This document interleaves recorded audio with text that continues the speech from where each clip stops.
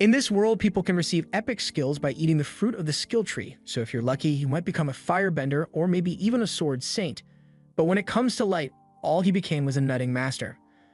On the day they were meant to get their skills, Light and his childhood friend Lena were on their way to the church to begin the ceremony, and they are excitedly talking about what skills they hope to receive. Light has always wanted to become an adventurer, so he would be happy with any combat type skill, but Lena doesn't really care what skill she gets as long as she can spend time with Light. Still, she's a bit nervous since no one really knows what kind of skill they'll get until they eat the fruit, but Light is sure they'll both get amazing skills. However, we already know how that turned out for him.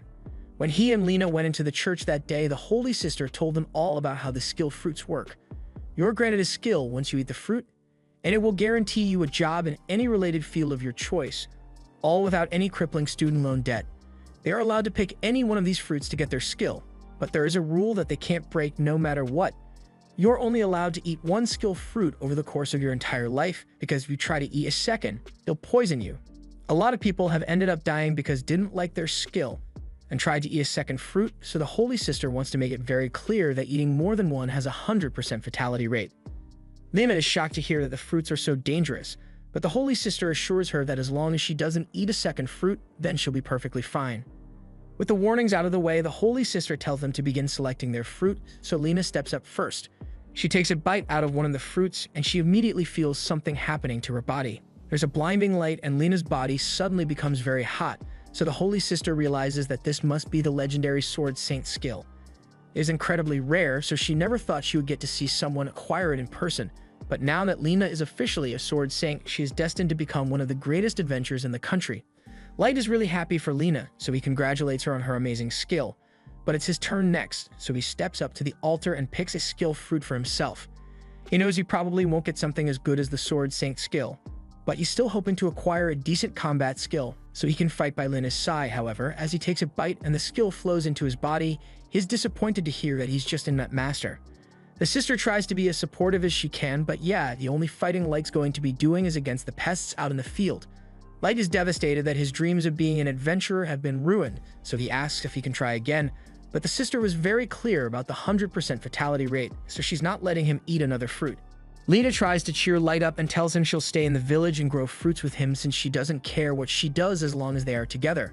But the Holy Sister won't stand for all this love and compassion BS. Lena's Sword Saint skill is a once-in-a-decade marvel, so she's not going to let her waste that talent by becoming a farmer. She demands that Lena become an adventurer for the sake of this country, and in fact, she'll be taking her to the royal capital immediately so she can begin her training there.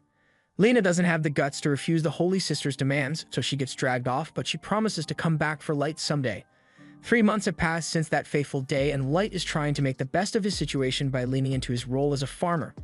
He uses his powers to make the nuts grow nice and big, and when they are ripe, he sells them for profit in town. So his life isn't so bad as long as he pushes those intrusive thoughts to the back of his head.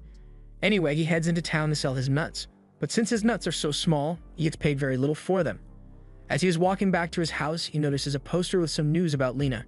She's apparently been promoted to S rank in the 3 months since she left the village and is doing incredibly well for herself. Of course, he is happy for her, but hearing about how well she's doing just makes him feel like an absolute failure. Even though he knows that he doesn't have the skill to become an adventurer, Light has been training every day in hopes that he might naturally unlock a sword skill or something. He repeatedly strikes at a tree stump, and he believes that if he can split it in half with a sword, then he will be strong enough to become an adventurer by his own merit. However, hard work doesn't always pay off, so the only thing he got from all that training were some bruised wrists. He falls to the floor in defeat and begins wondering if Lena still remembers him. She said she would come back for him, but with all the fame and fortune she has acquired, he wouldn't be shocked if she had forgotten his name and his face altogether. Just then, a little girl named Ayla walks up to Light and says she brought him a cup of water. She's pretty much an orphan, and the village chief didn't want to deal with her, so he kind of just left her on Light's doorstep one day. Light saw that she had nowhere to go, so he decided to take her in, and the two have been living together ever since. Ayla tells him she's done with dinner, so if he wants to, he can come inside to eat, and Light happily obliges. He takes his first bite of the food, and while he eats, Ayla asks him how today's harvest went. Overall, Light says today's profits were pretty good, especially since he started focusing on growing skill fruits recently. And by the way, he separated all the skill fruits into those boxes clearly marked with skull emojis, so under no circumstances should Ayla eat any of those. Ayla hadn't realized that the skill fruits were dangerous to eat, so Light's warning is really helpful. Or at least it might have been an hour ago, because he used a bunch of those fruits to make the stew they are eating right now. Light gets up in a panic and asks if she is sure she put skill fruits in the stew, but definitely did, and from what the Holy Sister said, eating a second skill fruit is a guaranteed death sentence. All of a sudden, Light's body begins to feel hot, and he feels a pain in his chest, so he believes this is how he will die. He falls to the floor, and in his final breath, he apologizes to Alia because this is his fault for expecting her to understand the labels when she doesn't know how to read yet. However, as he lies there and awaits death, Light realizes death is taking an awfully long time, so he sits up, and to his surprise, he's perfectly fine. Ayla sees the confused expression on Light's face, so she asks him if he's fine. That's exactly why he's confused. He ate a second skill fruit which should have been fatal, so why and how is he still alive? Just then, he gets a piercing headache and feels the power of a new skill rushing into his body. Just then, Ayla starts to feel a sharp pain in her body as well, and since she ate the stew, that must mean she's about to acquire a skill as well. All of a sudden, Ayla is able to see words floating in front of Light and reads out the info of his Nut Master skill. In addition to the ability to grow nuts, Light's skill also makes him immune to all nut poisons. Light is shocked and asks Ayla how she knows this, so she tells him she can see words floating in the air, and Light realizes she must have acquired some sort of appraisal skill. Ayla keeps reading Light's information and sees that he has a second skill now, so she tells him that he possesses an ability called Sword God. The Sword God skill greatly increases the Light's attack power when he's holding a sword, as well as greatly increasing his magic resistance. If what Ayla said is true, then this might mean that his dream can finally come true, so Light wants to test it out for himself. He runs outside with his sword and goes back into the forest to see if he really has a new sword skill. He raises his sword, and with a single swing, he slashes the tree stump in half, as well as that of the bigger tree behind it, so it's safe to say that as of this moment, Light is OP. The next day, he heads out into town so he can go to the guild and finally become an adventurer. He is really excited since he has always dreamed of coming here, and the first thing he spots is the notice board full of bounty quests. If they successfully complete a quest, then they'll be able to buy new equipment and tasty food, but making money isn't the only reason Light came here today. He wants to figure out how much his Sword God skill will actually help him in battle, and if it goes well for him, then he might be able to become an official adventurer. He tells Ayla to sit on a bench and wait for him while he gets a quest at the front desk, and while he's gone, Ayla takes the opportunity to use her appraisal skill on all the people in the guild. She's amazed by all the different types of skills that exist, but she is also shocked by how useless some of them are, like this guy who has a self-damaging skill. Just then, she hears a commotion over by the front desk, so she looks over and finds Light in the middle of an argument with one of the adventurers in the guild.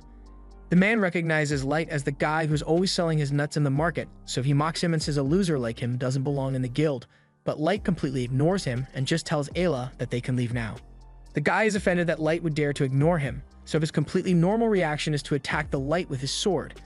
Light's Sword God skill also improves his reflexes, so he was easily able to block the attack, but the guy had no idea Light could do that, so he fully intended to catch a murder charge today. The guy's friends see that Light is capable of defending himself, so they convince Jean to just walk away because this isn't a fight he can win. Jean tries to play off his outburst and claims he never really intended to hurt Light, so he and his friends leave the guild to go on their first mission, and shortly after Light and Ayla leave as well since Light has gotten a quest for them. They head out into the rocky plains, and Light is really excited since he might finally get to see a monster in person. But this place is dangerous, so he tells Ayla to stay close to him. They soon spot their target, and it's that slime monster over in the distance, so Light prepares himself to fight it. He cautiously approaches in an attempt to sneak up on it, but the slime notices him anyway, so Light goes for a full frontal assault instead. He is a lot stronger than he used to be, so when he charges at the slime, he slices it in half and accidentally splits the ground in the process. He's happy that his skill really is useful in battle, but he's going to have to work on his power management so he doesn't cause any more collateral damage. Ayla congratulates Light on his first successful quest, but to complete the quest, they need to cut the slime up and bring the parts back to the guild so they can exchange it for money. Ayla says she feels kinda bad about cutting the slime's body up, but Light reminds her that they'll earn enough money for pizza if they sell the slime parts, so Ayla throws her morals out the window and begins dissecting the slime. Just then, they hear someone yelling on the other side of the plains, so they rush over and find Jean and his party being attacked by a huge ogre. They intentionally picked an easy quest so they could just kill a slime and go home, but they never expected to run into an ogre. The orc swings at them, and they all jump out of the way, but even if they manage to dodge that first attack, they stand no chance of winning against that thing. Light calls over to them to ask if they are alright, and as soon as Jean spots him, he comes up with a plan to escape. He and his friends start running straight at Light, and Light is a bit confused by what they are doing, but then they run past him, and he realizes they are trying to use him as bait so they can flee. The ogre now intends to attack Light, so he has no choice but to fight it, and in fact, this works out well for him since he needs to test the limits of his new skill. The ogre swings its mace at him, so Light jumps to the side to evade it, but he's playing a risky game, so Alo warns him that his sword god skill doesn't increase his defense, meaning if he gets hit even once, he's going to die. Even with the threat of dying, Light still refuses to back down from this fight since he's going to become the world's greatest adventurer, and if he plans to accomplish that goal, he needs to overcome this challenge. He has finally gotten used to his body's new strength, so Light jumps into the air, and as the ogre tries to strike him, he slashes its mace in half. No matter what it takes, he will make sure he catches up to Lena so the two of them can be together again.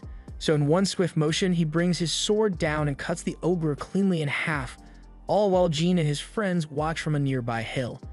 A little while later, Light returns to the guild to exchange his items for money, but the receptionist finds it hard to believe that he managed to defeat an ogre all by himself.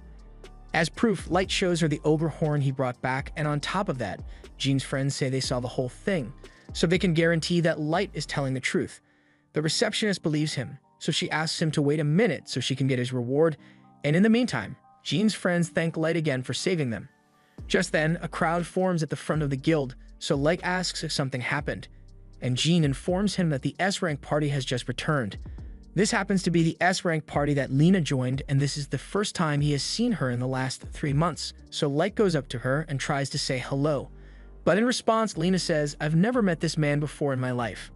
This was the end of episode 1. Subscribe to not miss the next part.